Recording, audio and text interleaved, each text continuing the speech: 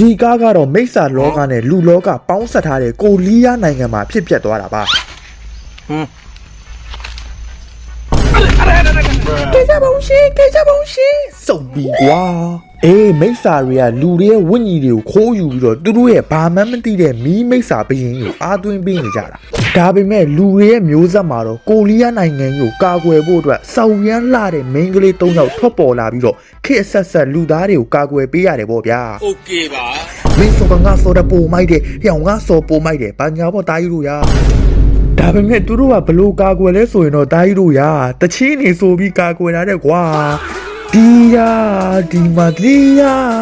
ာချင်မကဲလို့ play away ပြီးနောက်ဆုံးဒီချောင်းမှာစိုးတယ်ဟာ sorry အဲ့ဒီတချင်းနေဆိုပြီးတော့မိစ္ဆာတွေကိုတားဆီးနိုင်တဲ့ဟော်မုန်းဆိုတဲ့သူတို့အကာအကွယ်ကြီးကိုသူတို့ဖန်တီးလိုက်ကြတယ်ကွာဟမ်အဲ့ဒီ main ကလေး၃ယောက်ကိုတော့ demon hunter တွေလို့ခေါ်ကြတယ်ပေါ့နော်အဲ့လေသူတို့ရဲ့နောက်ဆုံးရှီမန်းချက်ကတော့ကျွန်တော်တို့ရွှေရောင်ကျွန်တော်တို့အကာအကွယ်ကြီးကိုဖန်တီးပြီးတော့မိစ္ဆာတွေကိုလူလောကကနေပြီးအပီးတိုင်ဖယ်ရှားဖို့ပဲဖြစ်ပါတယ်ဗျမိစ္ဆာတွေကိုလည်းပျော်ခွင့်ပေးလိုက်ပါကိုငိမ့်မောင်ရဲ့သူတို့လည်းလာချင်းရှာမှာပေါ့လူကပါအောင်နော်သူတို့၃ယောက်ရဲ့အဖွဲ့နာမည်ကတော့ Blackpink ပဲအုံမုံမှားလို့ဗျကျွန်တော် Huntress ပဲဖြစ်ပါတယ်ခင်ဗျာရူမီမီယာဇိုဝီဆိုပြီးတော့ main ကလေး၃ယောက်ပါတယ်မီရာဆိုတဲ့အနီမကတော့ချမ်းသာတဲ့မိသားစုကလာလို့ခက်ချေပဲပေါ့ဗျာဇိုဝီကတော့တေးသေးလေးနဲ့ချစ်စရာလေးဆိုပေမဲ့ red လိုက်ပြီဆိုလို့ရှိရင်တော့အော်ဆမလမကမကကျွန်တော်တို့မရွတ်တတ်ဘူးပေါ့နော်အီမီနန်တော်မှတေလောက်တဲ့အထိကျန်းနေဗျာအဲ့လိုမျိုးရူမီရဲ့အကြောင်းကတော့တော်တော်လေးဝမ်းနေဖို့ကောင်းတယ်ပေါ့နော်သူ့အမေကလည်းကျွန်တော်တို့ K-pop idol ပဲဗျာနော်သူကလေးဘဝမှာတည်းကတေဝါပြီးတော့သူ့ရဲ့အဖွဲ့ဝင်နောက်တစ်ယောက်ကနေပြီးတော့ရူမီလေးတနာပါတယ်ငါခေါ်မွေးစားပြီးတော့ကြီးလာလို့ရှိရင်ကျွန်တော်တို့ K-pop idol ကြီးလောက်ခိုင်းပြီးတော့ပတ်စံရှာစားမယ်ဟေးဆိုပြီးတော့ကျွန်တော်တို့မွေးစားလိုက်တာဗျာနော်ဇလန်းအစပိုင်းမှာတော့သူတို့ရှိုးပွဲမဆိုခင်လေရင်ပေါ်မှာသူတို့မုတ်တွေစားနေကြတာပေါ့ဗျာရူမီဆိုလို့ရှိရင်ပတ်စံတဲ့အစကုံတွေထိုးတယ်ကျွန်တော်လက်မှာလန့်နေဗျာအမလေရင်ပေါ်ကအလုသမားတယောက်ကပန်းပင်ကိုကျွန်တော်ရင်နွေးပူတွေလောင်းနေတာဗျာကျွန်တော်ဘာလဲကိုကြည့်နေနေပြီးတော့မှဒီကောင်တွေကမိစ္ဆာတွေဖြစ်နေတာအဲ့ဒီမှာပဲသူတို့၃ယောက်ကမိစ္ဆာတွေဖမ်းကန်လိုက်ရတယ်ဆိုတော့သိသွားပြီးတော့အလဲတချင်းဆိုပြီးတော့ကျုံးပြီဗျာတချင်းကိုတော့ကျွန်တော်ဆိုပြမယ်ဗျာငိမ့်ငိမ့်နေကနာထောင်ကြီးလိုက်မင်းကိုငါပြမယ်ဘယ်လိုလုံတာလဲဘယ်လိုလုံ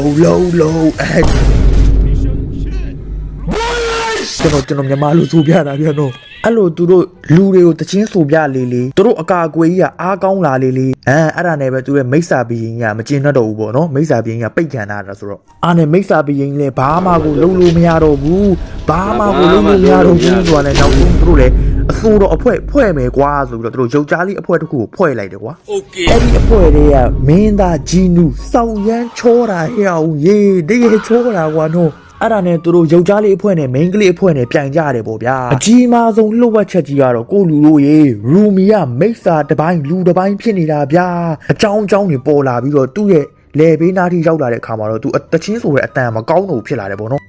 How you done that how you done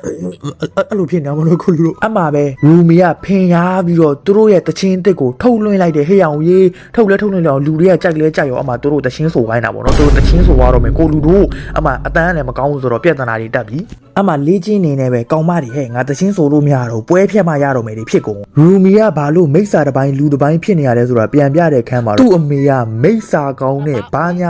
ာခဲ့တာတဲ့ Hey what the hell တွေဖြစ်ကုန်ရူမီကသူ့မိစ္ဆာဆိုတာသူ့တငယ်ချင်းတွေလည်းမသိဘူးပေါ့နော်လူတွေအားလုံးလည်းကျွန်တော်မသိအောင်လို့ဖုံးကွယ်ထားတယ်ဗျာနော်ဒါပေမဲ့နောက်ဆုံးသူတို့တချင်းတွေအကျန်းဆိုလိုက်လို့ရွှေရောင်အကာအကွယ်ကြီးနဲ့ပိတ်ဝါခဲ့လို့ရှင်သူလည်းလူစင်စစ်ပြန်ဖြစ်သွားမယ်လို့တို့တော့ယုံကြည်နေပေါ့နော်အဲ့ဒါနဲ့အနီးအစိမ်းအဝါမ၃ယောက်အတန်ပြန်ကောင်းမှုအတွက်စေးသွားဝင်တဲ့လမ်းမှာဒီမွန်ဘွိုင်းဘန်နဲ့တွေ့ပြီခင်ဗျာအမဂျီနူကရူမီကိုဝင်တိုက်ပြီးတော့ကောင်းမညီးဖယ်ဆန်းဆိုပြီးတော့တချင်းကြွေဝါကြတယ်ပေါ့ဗျာအမယောက်ျားလေးအဖွဲ့ရလဲဖန်တွေကိုခိုးဖို့အတွက်အားကြမခံတချင်းဆိုပြလိုက်တယ်ပေါ့နော်ကျွန်တော်ဆိုပြမယ်ကွနော်ထရာလီလိုထရာလာလာမိုင်းလေးတဆိုတာပေါ့အမှန်နဲ့လူတွေက Oh my god ယောက်ျားလေးအဖွဲအစ်စ်လားကြိုက်လိုက်တာဟဲ့ရူမီတို့ကလည်းဒီကောင်တွေမိစ္ဆာတွေဆိုတာတိသွားတော့ယောက်ျားလေးရေချိုးကန်တဲ့အထိပါလိုက်ကျုံးလို့ဟေ့ရောင်ဖင်ပြောင်တဲ့ကောင်ဝါကောင်ဂွေးတန်းလန်းတဲ့ကောင်ဂွေးတန်းလန်းနေဖြစ်ကုန်ရောအမှချနေနဲ့ဂျီနူကရူမီရဲ့အင်ဂျီကိုဆွဲဖြဲမိသွားတော့တမင်းနေဆိုပြီးတော့ဟာနေလဲမိစ္ဆာပဲလားဆိုပြီးတော့တခြားလူတွေမသိအောင်လို့သူကာကွယ်ပေးလိုက်တယ်ပေါ့နော် အဲ့ဒါနဲ့ရူမီကအိမ်လဲရောက်သွားရောစိတ်တွေညစ်ပြီးတော့ဟာငါမိစ္ဆာဆိုတာတိသွားကြလို့ရှင်ဘယ်လိုလုပ်မှလဲဆိုပြီးတော့အဲ့ဒီအချိန်မှာမျက်လုံးတစ်လုံးမဟုတ်ဘူးသုံးလုံးနဲ့ကြီးကန်းတစ်ကောင်တွေ့လိုက်ရတယ်ကွာပြီးလဲပြီးတော့ကြောင်လိုကြားလိုဦးကြောင်ကြားတစ်ကောင်မှထပ်တွေ့သေးတယ်ကိုလူတို့ရေဒီကောင်တွေကတော့တခြားသူတွေပြောတာတော့ကိုရီးယားနိုင်ငံဒန်နာရီတွေကလာတဲ့ကျွန်တော်တက်တော်ဝါတွေလို့ပြောကြတယ်ဗောနော်ကျွန်တော်တေချာတော့မသိဘူးဗျဒီထဲမှာတော့ဦးကြောင်ကြားဂျီနူမွေးရတဲ့ကျွန်တော်တပည့်ဗောနော်ဒီကောင်ကဂျီနူစာပေးခိုင်းတယ်လို့ကျွန်တော်ရူမီကိုစာလာပေးတာဗျာနော်ငါတို့တွေ့ရအောင်ကွာကော်ဖီဒိတ်လေးပါလေးဒိတ်ရအောင်အဲ့လေအပြင်မှာခေါ်ပြီးတော့တွေ့တာဗောကွာရူမီကလည်းမတွေ့ချင်ပါဘူးဆိုပြီးတော့ချက်ချင်းပြေးလိုက်သွားတယ်အဲ့ဒါနဲ့ရူမီနဲ့ဂျီနူလည်းတွေ့လေတွေ့ရောဂျီနူကသူဘလို့မိစ္ဆာကြီးရဲ့လက်အောက်ထဲကိုရောက်သွားတယ်ဆိုတဲ့အကြောင်းပြောပြတယ်ပေါ့အဲတုန်းကသူ့မှာအမေနဲ့ညီမလေးနဲ့ရှိတယ်ပေါ့နော်တနေ့ကျတော့သူကနန်းတော်တွင်ဖိတ်ခေါ်ခံရတယ်ပေါ့ဘာလို့လဲဆိုတော့သူကအတန်ကောင်းတဲ့တခြင်းဆိုနိုင်တယ်ဆိုပြီးတော့သူဖိတ်ခေါ်ခံရတာပေါ့နော်နန်းတော်လည်းရောက်မိစ္ဆာကြီးနဲ့သူအပေးယူလုပ်လိုက်ရတယ်ဗျာအမှဘယင်ကြီးကသူ့တယောက်တည်းကိုခေါ်ထားပြီးတော့သူ့ရဲ့အမေနဲ့ညီမလေးကိုကြတော့နန်းတော်အပြင်ကိုနှင်ထုတ်လိုက်တယ်ပေါ့ဗျာအမှရူမီကလည်းတနာသွားပြီးတော့ဟဲတနာပါတယ်ဟဲနင်အဲ့လိုမျိုးဒီမိုလောက်ခံလိုက်ရတာလားမတရားဘူးဆိုပြီးတော့ဒါပေမဲ့အဲ့ဂျီနူကောင်ကလိန်နေတာကိုလူတို့ရေဘလို့လိန်တာလဲဆိုတော့ဒီကောင်ကနန်းတော်လေးကိုတကောင်နဲ့ခေါ်ခံရတာသူ့အမေနဲ့သူ့ရဲ့ညီမလေးမပါဘူးပေါ့နော်အဲ့ဒါကိုတကောင်ဘာဖြစ်လဲမင်းနေခဲ့တော့အမေနဲ့ညီမလေးနေခဲ့လိုက်တော့ကျွန်တော်တော့ဒိုးပြီဆိုပြီးတော့တကောင်နန်းတော်လေးကိုဒိုးရတာပေါ့နော်အဲ့ဒါကိုရူမီကမသိဘူးတကောင်လိန်ပြောတာကိုပဲသိလိုက်ပြီးနင်းကကူညီမယ်နင်းငါ့ကိုတခုတော့ပြန်ကူညီရမယ်ဆိုပြီးတော့သူတို့နှစ်ဖွဲ့ပြိုင်ဖို့အတွက် final show ပွဲရှိတယ်ပေါ့အဲ့ဒီ show ပွဲမှာနင်းတို့အဖွဲ့ရှောင်းအောင်လုပ်ပြီးရူမီကငါတို့အဖွဲ့နိုင်လို့ရှိရင်ရွှေရောင်အကာအကွယ်ကြီးကာဝါပြီးတော့နင်းလဲမိစ္ဆာဘရင်ကြီးလက်ထဲကနေလွတ်မယ်မိစ္ဆာဘရင်ကြီးလဲမြေအောက်ကဘာထဲမှာပဲနေရတော့မယ်အပေါ်တက်လာလို့မရတော့ဘူးအားလုံးဝင်းမဲဟေးဆိုပြီးတော့ဖြစ်သွားတယ်ပေါ့နော်ဒါပင်မဲ့မိစ္ဆာဘရင်ကြီးကစောက်ပေါ်မှမဟုတ်တာဟိအောင်ဝေးတန်းပြီးတော့ဆွဲချတာဂျီနူကိုအမဟာမင်းကစောက်ပေါ်ထင်နေတာလားကွာမင်းတို့အပေါ်မှာစကားပြောတာငါအကုန်လုံးကြားနေရတယ်ကွာမင်းအဲ့ဒီအဝါရောင်ကောင်မနဲ့ပူပေါင်းလို့ကတော့မင်းကကျုံးပြီဆိုပြီးတော့မိစ္ဆာဘရင်ကြီးကချင်းချောက်ပလိုက်တယ်ဟိအောင်ဝေးအဲ့ဒါနဲ့ final show ပွဲစုံမဲနေကိုရောက်ရောပေါ့နော်အမဆိုကြတာပေါ့ဗျာရွှေရောင်နင်းစလေးနဲ့ဖြန်းနေပန်းလို့အိုးငွေရောင်နင်းစလေးနဲ့ဖြန်းနေပန်းလို့အိုးအစကတော့စီစဉ်ထားတဲ့အတိုင်းယောက်ျားလေးအဖွဲ့ကအရှုံးပေးပြီးတော့မိန်းကလေးအဖွဲ့ကနိုင်သွားမယ်ပေါ့ဗျာအခုတော့ရူမီမိစ္ဆာဆိုတာတကဘာလုံးသိအောင်လို့ဂျီနူကဇိုဝီမီရာဟန်ဆောင်ပြီးတော့အင်ဂျီတွေဆွဲပြဲတာအဲ့ဒါနဲ့ရူမီကလည်းစင်ပေါ်မှာပြောတာနားထောင်အောင်ဆိုပြီးတော့ပြောလို့လည်းမရဘူးခေအောင်အင်ဂျီတွေဆွဲပြဲခံရတော့အကုန်လုံးပေါ်ကုန်ရောကျွန်တော်မိစ္ဆာအကွက်တွေပြောပါတယ်အဲ့ဒါနဲ့ဇိုဝီနဲ့မီရာအစ်စ်နှစ်ယောက်ကလည်းရူမီမိစ္ဆာကြီးဆိုတော့တွေ့သွားဟမ်你看没啥意啦，嘿，没啥意，嘿，没啥意，冇咯，没啥意表达qua，没啥意，就做玩表达。那咱们 Rumi 咧，我比咯，ဒီမုံယောက်ျားလေးအဖွဲ့ရလဲနောက်ဆုံးတစ်ချင်းကိုစိုးပြပြီးတော့လူတွေဝင်းကြီးတွေကိုညှို့ယူပြီးတော့ဖမ်းခေါ်နေပြီမိစ္ဆာဘရင်ကြီးကလည်းမြေကြီးတွေကနေပြီးတော့ပေါ်ထွက်လာပြီဗျာအမရူမီကလည်းအငိမ့်မနေနိုင်တော့ဘဲနဲ့ဝင်ကျုံးပါလေရောဇိုဝီနဲ့မီရာလည်းအမအတိပြန်ဝင်လာပြီးတော့ဟဲကောင်မနင်းပြန်လာတယ်တော့ဆိုပြီးတော့သုံးကောင်သားပေါင်းပြီးတော့မိစ္ဆာတွေကိုကျုံးပါလေရောရှုံးမပေးနဲ့ကြိုးစား